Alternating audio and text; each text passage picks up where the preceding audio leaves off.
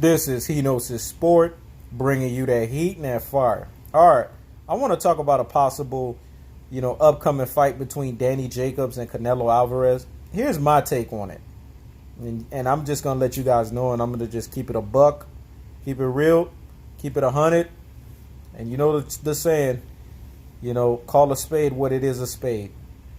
I believe that Danny Jacobs has every tool in his tool yard and tool shed to upset Canelo Alvarez. I'm going to say that again. I believe that Danny Jacobs has the tools in his tool yard or tool shed to upset the likes of Canelo Alvarez. Let me tell you why. Because I mentioned it in this previous video that, I got a whole bunch of Cinammon Alvarez fanboys up in their feelings when I said what I thought in terms of Errol Spence versus Canelo Alvarez. That's neither here nor there. Just go check that video out. It's probably the most controversial boxing video or video I have on my channel. But check it out and you'll see that I emphatically broke down the 4 deficiencies that Canelo has. And I'm going to talk about those deficiencies in this video. Canelo is slow. He's non-athletic. That's deficiency number 1. Danny Jacobs has that advantage over him. Danny Jacobs comes into every fight very athletic. You know what I'm saying? He comes into every fight very quick, lightning quick, that is. We saw that in the fight against Triple G. He was giving Triple G problems. When I go back and look at that fight, because I already looked at it, when they fought together, I went back and looked at it a few times, and I came to the conclusion, to me, that I had Danny Jacobs winning that fight 7 rounds to 5. That's my take on it.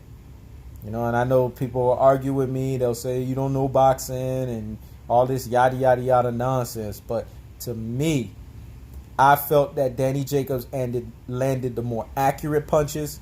And I felt like his punching placement was better than Triple G in that fight. And we've seen Canelo Alvarez in the 2 fights against Triple G. There's an argument that a lot of people are making that Triple G definitively won the first fight, which to me, I had Triple G winning 7 rounds to 5. And there's a definitive argument that a lot of people are making that Triple G won the second fight by maybe 1 round to 2 rounds. I could see that too. But I had Canelo winning the second fight 7 to 5. The reason being is because he played the game of aggression against the aggressor. I'm going to say that again. He played the game of aggression in that second fight against the aggressor. And there's a thing called ring generalship. And in boxing, ring generalship counts for something. Of course, his name being Canelo Alvarez had a lot to do with it because Canelo is a bigger name than a Triple G in that fight. Canelo is the A side in that fight. And there's just no 2 ways around it. So judges tend to lean and favor the A side fighter. And we have to call it for what it is, man. We have to keep it real here. We can't sit here and sugarcoat facts and just try to make things sound good because we want to make it sound good. You guys know I'm not going to ever do that stuff. I don't care whose feelings I hurt because I don't have a channel here to make friends. My channel is here to tell the truth, the unadulterated truth, the cutthroat truth, and the truth that people need to hear out here in these boxing streets. There's just no 2 ways around it. I felt that there was some politics involvement going on with the judging that swayed things in Canelo's favor. That's just my take on it. But I still had Canelo winning that fight because of ring generalship, because ring generalship wins you rounds.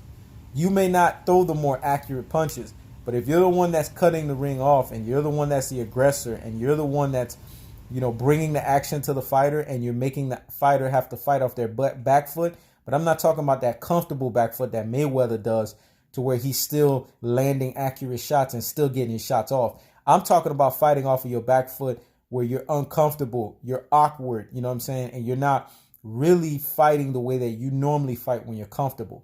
If someone's ring generalship is doing that to you, then they are winning the round. They are winning those rounds. They may not be doing anything that's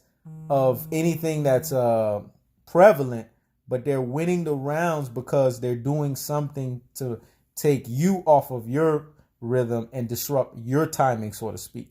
So judges score that and they win. They ensure that the fighter wins rounds.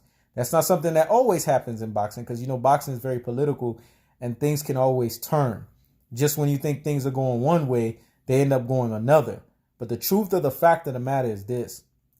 That's what happened in that second fight when Canelo fought Triple G. But if you go and you look at the Danny Jacobs fight versus Triple G versus those two fights that Canelo had with Triple G, Danny Jacobs, if he is on his shit that night, he can upset and beat Canelo Alvarez. To me, it won't really be an upset because I feel skills for skills, he's there, if not a little bit better. I know that's going to cause a lot of uproar. It's going to cause a lot of flack. It is what it is, man. I'm just here to keep it real. Skills for skills, Danny Jacobs to me is a little better than Canelo. Where Canelo has Danny Jacobs is in this area. Canelo is able to press the action better than Danny Jacobs. And Canelo knows how to finish his opponents better than Danny Jacobs. I'll give Canelo that aspect of his fighting style better than Danny Jacobs. And I think that's going to be a problem for Danny Jacobs because Danny Jacobs showed in that Triple G fight, which he should have won more definitively, if you ask me, that he had moments of being sloppy, man.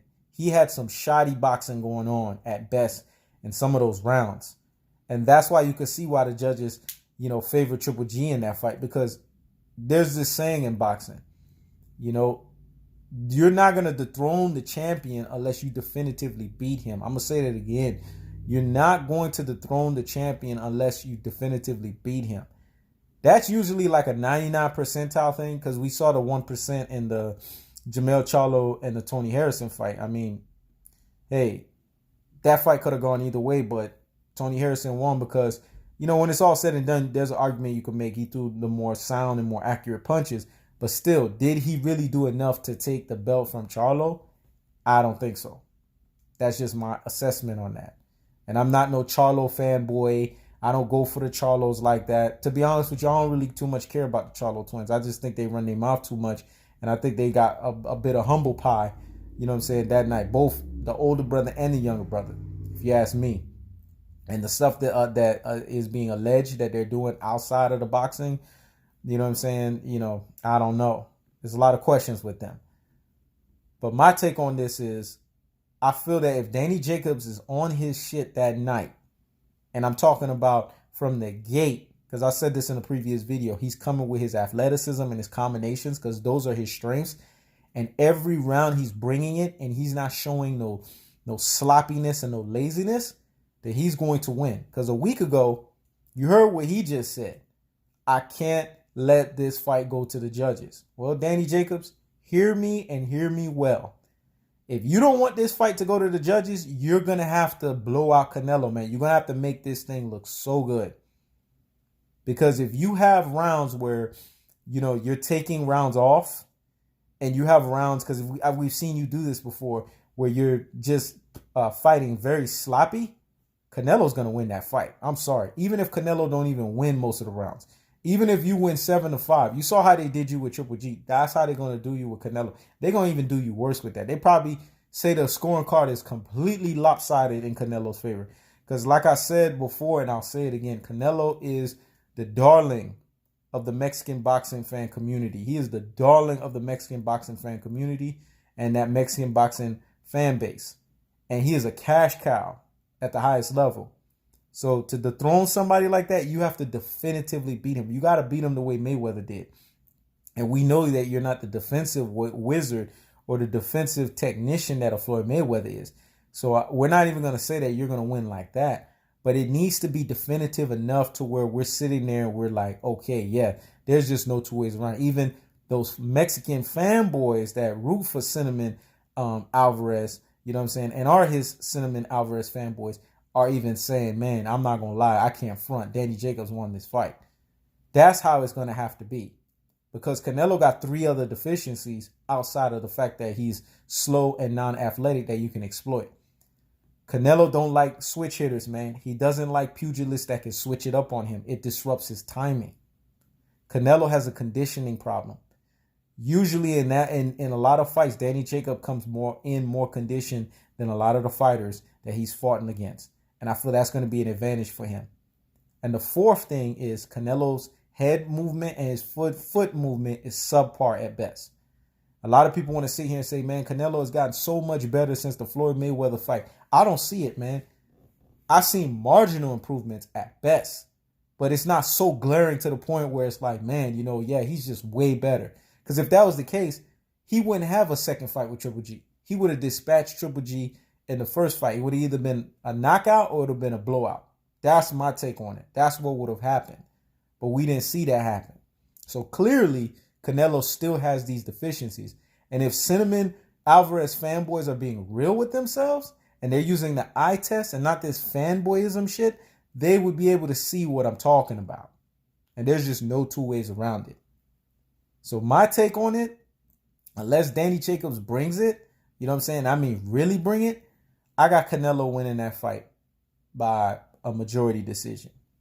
That's just my take on it because Canelo has three things in his favor. He's the A side. You know what I'm saying? He's a cash cow, and he has that fan base.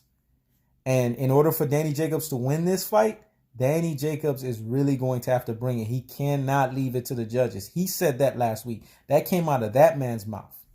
He's going to have to really bring it. I mean, he's either going to have a knockout, which I'm not saying it's not impossible, but it's probably very unlikely in a fight of that magnitude because Canelo has proven that he has a green light chin, so you got to give him credit for that.